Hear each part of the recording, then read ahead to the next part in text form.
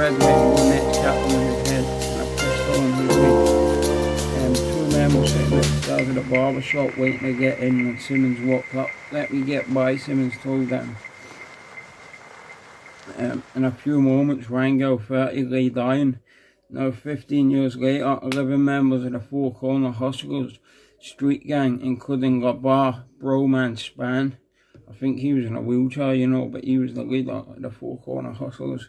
Just shows how many gangs are in Chicago. It ain't just like the rakes up, rakes down, the BDs and the GDs. Like, there's loads of gangs, you know what I mean? Like the Latin King's massive, like the motherland, I think in Chicago, and then there's Bloodline in New York, where it was King Blood, Louis Philippe. I'm gonna do a video on him as well. But now 15 years later, 11 members of the Four Corner Hustlers, including Labar, Broman, Span, leader of the gang, await prosecution next year in one of the biggest gang trials ever in Chicago.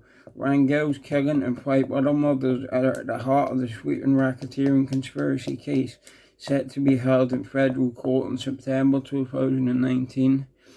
Though Simmons and 2 others went to prison in Rangel's death, some details of the high-profile killing, rapper DMX later recorded a tribute to Rangel, there you go, called Ayo Kato, we miss you Kato. It never come out, it did come out though, it was on Grand Champ, I think, the album. I'll put it on now when I would, but I think you get copyrighted and shit, like, I don't know. Authorities said the shooting resulted from attempted jewel robbery. That bullshit, that's lies. Attempted jewel robbery. But interviews and thousands of pages of records from the U.S. Attorney's Office, the Chicago Police Department, the Cook County State's Attorney Office, and the Cook County Medical Examiners reviewed by the Chicago Sun-Times suggest another possible motive, that the murder was contracted after Rangel stole 150 bricks of cocaine. Oh shit. Based on those records, this is the story of the killing of Rudy Cato Rangel Jr. And other than that, if he stole 150 keys, like, they ain't gonna just go pop him. I don't know what the fuck happened, but I don't think if somebody stole 150 bricks with you, you want the bricks back, innit? So you're gonna snatch the person off the street and find out where the fuck, excuse my language, where the bricks are. You're gonna try to find out where the bricks are. That's what I would do anyway. Well, I wouldn't, but you know what I mean. But anyway, authorities said the shooting resulted from attempted jewel robbery. But interviewers read that story. Girl stole 150 keys. Based on those records, this is the story of the killing of Rudy Cato Rangel Jr. Born on Thanksgiving Day 1972, Rangel grew up in LeClaire Courts on the southwest side, but ended up travelling lofty circles in two worlds, crime and rap music. As a kid, he was friends with Pedro Flores and Margarita Flores, twin brothers. You know who the Flores twins are? I'll do a video of them if you want, innit? Obviously, my little small band of supporters, innit? Like, it's getting bigger every day, but it's just like, you know what I mean? I know my thing will grow. It will grow. So if you want to keep putting out good, decent content, and it will just grow. Like, I'm just new to the shit, you know what I mean? But I ain't new to the shit. If you know what I'm saying. If you know, you know. But the Flores twins are the ones with El Chapo, linked to El Chapo and that. Like, the twin brothers from a little village who grew up to be the biggest drug traffickers in the city before they got caught and agreed to help the Justice Department build a case that led to the arrest of Mexican drug kingpin Joaquin El Chapo Guzman. El Chapo Shorty. At 17, Rangel pleaded guilty to possession of a controlled substance and got a year's probation.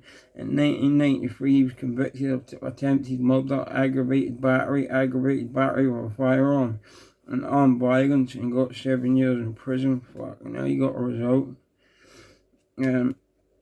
Rangel married someone from the neighborhood, Valerie Gaetan. daughter of a Chicago cop. Well, he had a tattoo on his chest for her. Wait till you see what she does. Wait till you see what she does. On his chest for her, destined forever, my Queen Valerie. Soon after Rangel's killing, though, Gaetan took up with Margarita Flores, one of the brothers, who do you think might have been involved in getting popped. But took up with Margarita Flores before going into federal protective custody. They spent time at Guzman's cartel fortress in Mexico, which she wrote about in a 2017 book, Cartel Wives. Rangel had friends and aspirations in the music business, rubbing elbows with hip-hop heavyweights including DMX and Fat Joe, who in a radio interview last August called him a beautiful dude. A friend told police Rangel had two performers he was in negotiations with DreamWorks to record. Rangel, who travelled with a bodyguard like flashy jewellery, in the spring of 2003, he drove to Lawrence's Fish and Shrimp at Salmac and Canal to meet John, a Latin king who told him he'd sell him a stolen diamond-laden Frank Muller watch worth $125 for $25. Rangel bought it. Right. Frank Muller. Back then, I know. The parking lot of Lawrence's Fish and Shrimp, where Rudy Rangel Jr. bought a Frank Muller watch for $25. Man had a good fucking time off that money. Martise Nunnery, 26, asthmatic and a member of the Unknown Vice Lords, told authorities John told him about selling a watch to Rangel and that he'd seen him wearing it. A diamond bracelet and a platinum necklace with a pendant. Nunnery figured the jewelry was worth at least $240,000. In May 2003, Nunnery got in touch with a guy named Marcus Ware, who hung around the barber shop at Roosevelt in Sacramento and had 2 drug convictions and one on a weapons charge. The next time he saw Rangel at the barber shop, Nunnery told Ware, call him, he wanted to talk about the music business. Ware said Nunnery told him he'd pay him $1,500 to $2,000. He figured Nunnery was going to rob him, but not just for the jewelry. In trial testimony, Ware said Nunnery told him he was intending to kill Rangel because Nunnery was going to get $190,000 and 15 kilos of cocaine. Nunnery reached out to Span, field leader of the brutal Four Corner Hustlers, which claimed large swaths of the West Side. In June 1997, at 18, Span was charged with murder and aggravated discharge of a firearm, but found not guilty. Though his 2 co-defendants were convicted and each got a 60-year prison sentence. Something ain't right about him. Something ain't right about him. I mean, you're too cold, you should go down, but you don't. The following year, he's a snitch, I think. None of we reached out to Span for a 60-year prison sentence.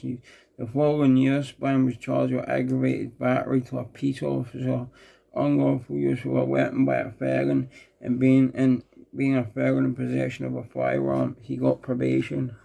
See? Fucking hell, that's... Even while held at the Cook County Jail, Span, who has used a wheelchair since being shot more than 15 years ago, has found himself in trouble. He's been reprimanded for threatening correctional officers, COs, attacking one with his wheelchair, and fashioning a shiver out of pens and medical tape, for which he received minimal punishment. The indictment last September, targeting the Four Corners Hustlers, including 6 murders. Span was linked to all 6. Span, whose attorney, Todd Urban, didn't return messages seeking comment. Already he's facing as many as 70 years in prison. Having pled guilty 3 months before the indictment to being a felon in possession of a weapon, obstruction of justice involving witness tampering and cocaine possession with intent to distribute. Nunnery had known Span just a few months and weeks before Rangel's killing. He told authorities, he told Span that I had a lick up for somebody that had a lot of jewellery. Span already was planning to rob Rangel. I think a few people had to rob him. You know what I mean? Not, according to Nunnery, they'll have a hard time in jail, trust me. When I described the chain that the guy had, he was like, yeah, I know that. We was just going to rob him. Nunnery told the prosecutor. Nunnery said his job was to locate Rangel, and Span was to get someone to rob him. Span knew Simmons and told him he'd pay him up to 30 grand for the job, according to Nunnery. Simmons told detectives that in May 2003, Span told him about the talk of Rangel having stolen 150 kilos of cocaine and hired him to kill Rangel.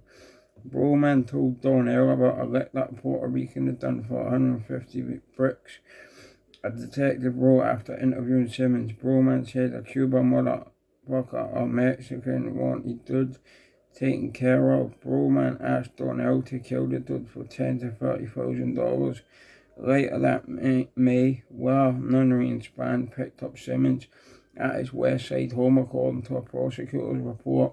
They rode around in the car and Broman was just talking about hitting this lick or committing the robbery, and Maltese kept adding that we're going to pay you, we got you, the prosecutor wrote after an interview with Simmons. You have to keep telling someone you're going to pay them, man, and it means you ain't going to pay them, you know what I'm saying? You say it once and don't ever say it again. Later that May, Nunnery and Span picked up Simmons at his West Side home, according to a prosecutor's report. They rolled around in the car, and Broman was just talking about hitting this lick or committing a robbery, and Maltese kept adding that we're going to pay you, we got you, the prosecutor wrote after an interview with Simmons. Nunnery didn't just want to wait to hear from that Rangel had shown up at the barber shop, so he started looking for Rangel himself around Fullerton and Clybourne, near a recording studio Rangel had. A few days after Nunnery, and Span had picked up Simmons, Simmons later told prosecutors he was picked up at home again, while Span and a third man were driving around. Simmons said then Span called Nunnery and headed to Roosevelt in California. Donnell states that they rode in the car. He saw Maltese on the sidewalk shaking the dude's hand. Donnell states that Broman said that's him right there, pointing to the dude on the sidewalk shaking Maltese's hand. Donnell says that the dude was Cato, now known as Rudy Rangel, and this dude is the guy Broman was telling Donnell to shoot at, the prosecutor wrote. Donnell states that Broman told Donnell that he wanted Donnell to pop him. Donnell states that pop him meant to kill him, and was the dude they called Cato. Simmons had been paroled just months before in a deal with prosecutors. He'd pleaded guilty to aggravated discharge of a firearm, was sentenced to 4 years in prison in May 2002 and paroled from the Vandalia Correctional Center on February 26, 2003. On June the 4th, 2003, Nunnery was at work at a cell phone store when he got a call from where he had been waiting for. Rangel was at the barber shop. He told authorities Span picked him up and they called Simmons to let him know they were coming to get him. Simmons was walking to a liquor store at Madison and Keeler when he saw Nunnery driving a red Ford Taurus with Span in back, another man in front. He got next to Span.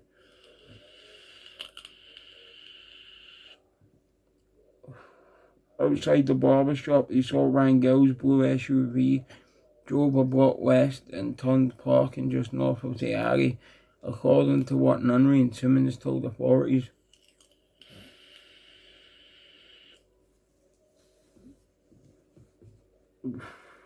Donnell states that Broman handed me the gun to Donnell.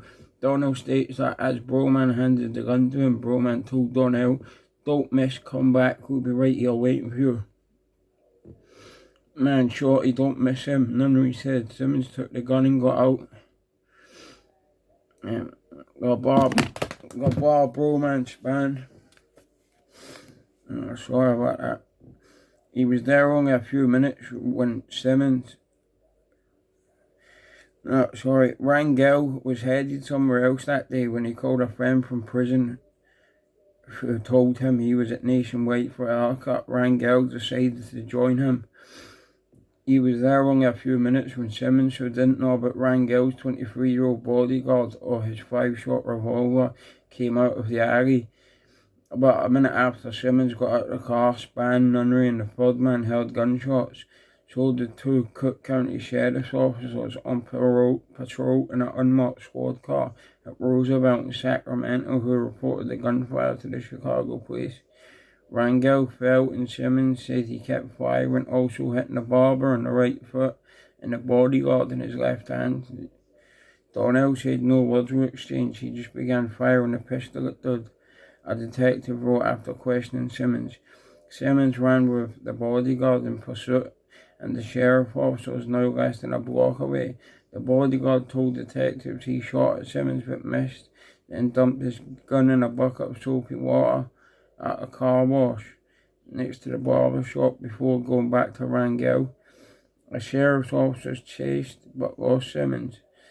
As he ran, Simmons' Nets cap fell off. It landed on the sidewalk near Rangel's SUV. Inside the trailer, Rangel was face down, blood plugging around him, 2 gunshots to the back of his neck that left stifling residue indicating he'd been shot up close. He also was hitting his left shoulder, the left side of his chest, his left abdomen and left hip. Well, he got hit up, man. According to the Cook County Medical Examiner's Office, which noted Rangel still had on his pricey watch and bracelet, detectives found the necklace and pendant on the stairs of the barber shop. So he didn't even get the jewelry. As soon as the men in the car waiting outside the barber shop heard gunfire, Broman began shouting, "Get me out of this car." Get me out of this car. Detective wrote after interviewing Nunnery. Nunnery said he carried Spann to the porch of a nearby home, saw a car heading north on Whittle, recognized the driver and flagged him down. He said the man drove them 3 blocks to Hollywood Video at Roosevelt and Spalding, where Nunnery called his girlfriend who picked him up, dropping him nearby before taking Spann to Arlington and Karlov. Nunnery said Spann called that night saying he hadn't heard from Simmons and was wondering what happened inside the barber shop. Nunnery told him people were telling him that a guy was dead.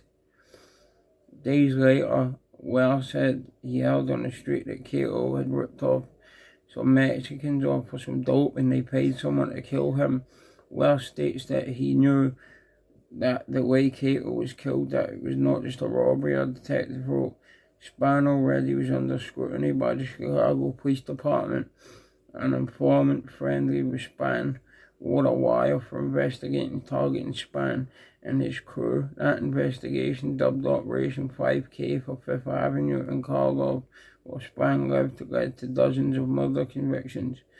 Detectives investigating Rangel's death learned of an informant being used by the police department's organised crime division, who had recorded conversations with Nunnery in which he implicated himself in the shooting.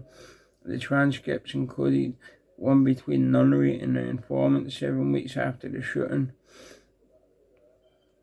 In that conversation, Nunnery talks about paying a subject named Squeaky $13,000.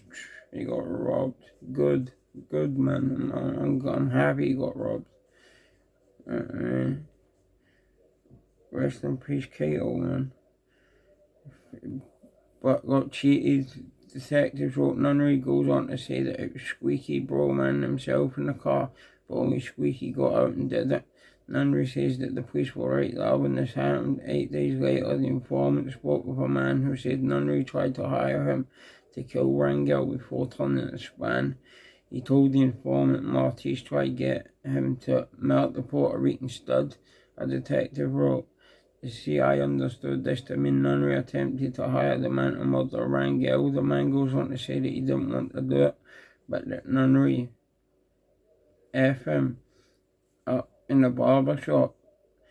It would be more than 5 months before arrests were made. Ware and Nunnery were brought in on November the 14th, and Simmons was arrested 8 days later, initially in a separate incident. Spann already was in the Cook County Jail on unrelated armed robbery charges when detectives wanted to talk with him. What about all these 15 keys and that? Why are they out doing armed robberies and shit? You know what I mean? They were meant to be getting big money. Right? And they all got bumped. Like, do you know what I mean? The guy died for nothing. Like,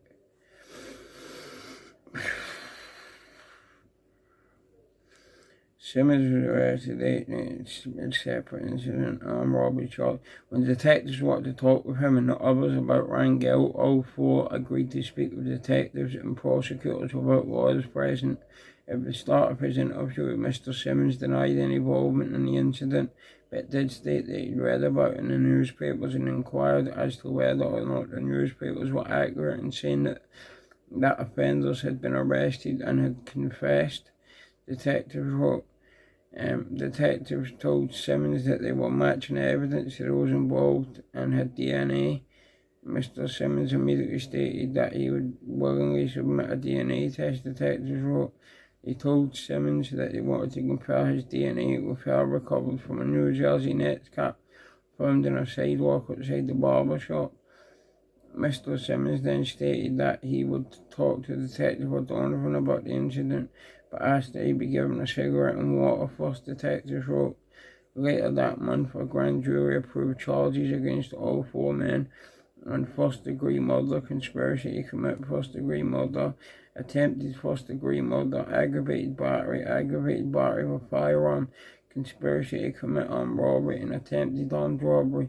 Spann and Nunnery were also charged with soliciting murder for hire, and armed robbery. Simmons also was charged with aggravated unlawful use of a weapon. Those criminal cases concluded in 2008 with convictions in prison for everyone but Spann. Wow. Well made a deal pleading guilty to conspiracy to commit armed robbery, testifying against Simmons and getting an 11-year sentence. The state's attorney's office dropped the murder, attempt murder, aggravated battery, and conspiracy to commit murder charges. In October 2008, Simmons was convicted of murder, aggravated battery with a firearm, and conspiracy to commit murder. He got 53 years in prison. Wow. Football numbers, man. Nunnery was convicted of murder and given 36. Nunnery was convicted of murder and given 36 years in prison. Before Nunnery was sentenced, Rangel's mother, Mary Rangel, gave a victim impact statement. I am not here saying my son was an angel, or one of the mothers that act like he never did wrong, but whatever he did not deserve to die like that, she said. Spann turned down a plea deal, and Cook County Judge James Schreifer found him not guilty. In 2009, Spann pleaded guilty to the armed robbery. He got 6 years in prison, but was credited with 5 years and 10 months of time served. While incarcerated, Spann was charged with bringing drugs into a penal institution and harassing a witness, who added 3 years and 2 years to his armed robbery sentence, though he also was credited with more than 700 days of time served in jail. And now Spann awaits another reckoning court over the killing of Rudy Cato Rangel Jr., among other charges, in the federal conspiracy case targeting the Four Corner Hustlers. Yeah, man. That was Rudy Rangel, man. How he fucking snaked him and killed him and all this shit. But it links to the Flores twins and all that. I'll get into that in another video. If you want, and but yeah, it's pretty mad. Like, if you want, go listen to the DMX tune in it. Hey, Ayo, Kato. It's a good song. All of my friends. All of my friends. Alright, thanks everybody. Peace, love, and respect. King Jock out.